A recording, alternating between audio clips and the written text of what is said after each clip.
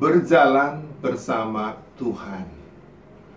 Mazmur 23 ayat 4 katakan, sekalipun aku berjalan dalam lembah kekelaman, aku tidak takut bahaya, sebab Engkau Tuhan besertaku. Gadamu dan tongkatmu itulah yang menghibur aku. Saudara-saudaraku, alasan paling utama mengapa orang perlu berjalan bersama Tuhan adalah karena tak seorang pun bisa jalan sendiri atau sendirian tanpa ia tersesat dalam hidupnya. Seperti kata Nabi Yesaya, kita sekalian sesat seperti domba, masing-masing kita cari jalannya sendiri. Yesaya 53 ayat 6a. Hanya bila kita berjalan bersama Tuhan, orang bisa terhindar dari hidup tersesat. Orang bisa selamat sampai ke tujuan hidupnya, yaitu Tuhan sendiri. Seperti kata pemazmur, Tuhan menetapkan langkah-langkah orang yang hidupnya berkenan kepadanya. Mazmur 37 ayat 23. Sekurangnya hidup Henokh dan Nuh bisa jadi bukti dan saksinya dalam Alkitab.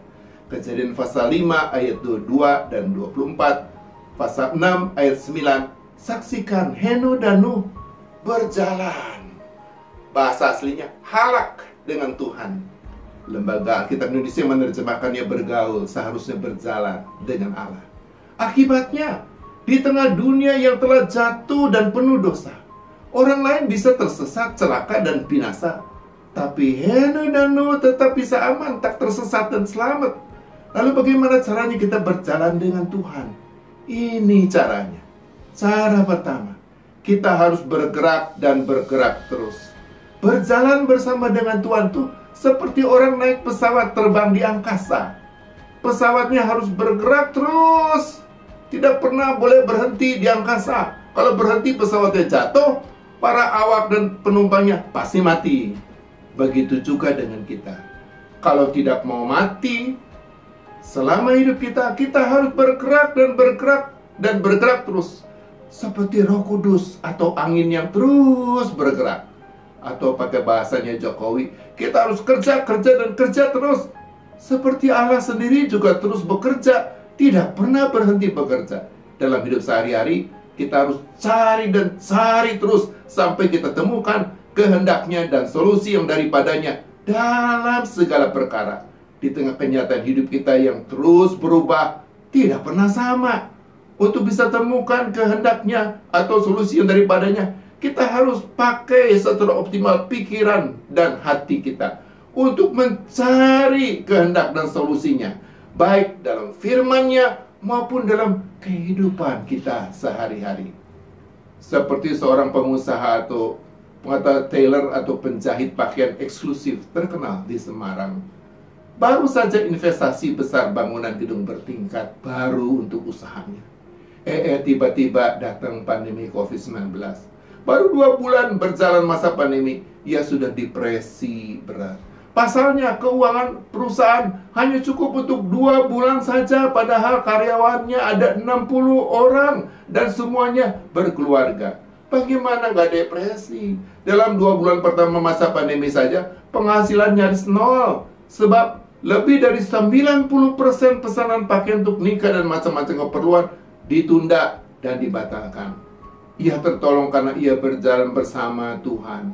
Akal, budi, dan hatinya terus cari kehendak dan solusi dari Tuhan. Akhirnya, kehendak dan solusi itu ia temukan. Tuhan ingin dia berubah. Dan ia mau berubah. Dari nggak bisa buka email, ia belajar teknologi digital. Sampai dia jadi YouTuber. Ia mulai dengan tailor online pertama di Indonesia. Setelah itu tailornya maju lagi, pelanggannya malah sekarang datang dari seluruh penjuru Indonesia. Mujizat pun terjadi. Pada masa PPKM, justru omset tailornya bisa capai puncak paling tinggi. Tidak kurang dari omsetnya sebelum pandemi. Ia bisa jadi tailor nomor 1 di Indonesia. Itulah kehendak dan solusi yang ia peroleh ketika ia tetap berjalan dengan Tuhan. Pada masa yang paling kelam dalam hidupnya sekalipun. Cara yang kedua, fokuslah kepada pekerjaan yang Tuhan anugerahkan. Dalam setiap pekerjaan yang baik dan benar, selalu ada anugerah Tuhan. Sekaligus selalu ada tugas panggilan Tuhan supaya kita muliakan Dia lewat pekerjaan kita. Apapun pekerjaan kita, seperti kata Rasul Paulus, kerjakanlah pekerjaan kita, apapun, seperti untuk Tuhan, lebih daripada untuk diri sendiri atau untuk siapapun. Kolose 23 ayat 3. Fokuslah kerjakan kehendak atau solusi dari Tuhan yang sudah kita temukan dalam pekerjaan kita. Nanti kita akan lihat ada pertolongan demi pertolongan Tuhan dalam pekerjaan kita. Hidup kita sendiri adalah buktinya. Sebetulnya tidak hanya pada masa pandemi COVID-19 saja loh. Pada masa sebelum-sebelumnya selalu ada masa kelam di dalam hidup kita. Seperti kata pemazmur, aku juga berjalan dalam lembah kekelaman, tapi aku tidak takut, Tuhan besertaku.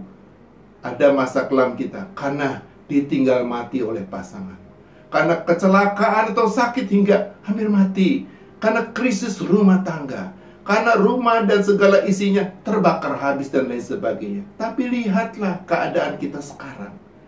Ketika tetap berjalan bersama Tuhan, kita bergerak dan bergerak, bekerja dan bekerja terus. Ia tidak biarkan kita jatuh tanpa Ia bangkitkan. Kita bisa bangkit lagi, kita bisa tetap terpelihara sampai kepada saat ini. Karena itu apapun yang sedang kita alami dan hadapi saat ini, tetaplah berjalan bersama Tuhan. Tetaplah bergerak dan bergerak, bekerja dan bekerja. Cari terus sampai temukan kehendak dan solusi yang daripadanya. Setelah itu fokuslah untuk kerjakan kehendaknya dan solusi yang daripadanya itu dalam pekerjaan kita, seperti untuk Tuhan. Semoga segala kebahagiaan boleh setiap saudara alami pada akhirnya. Amin.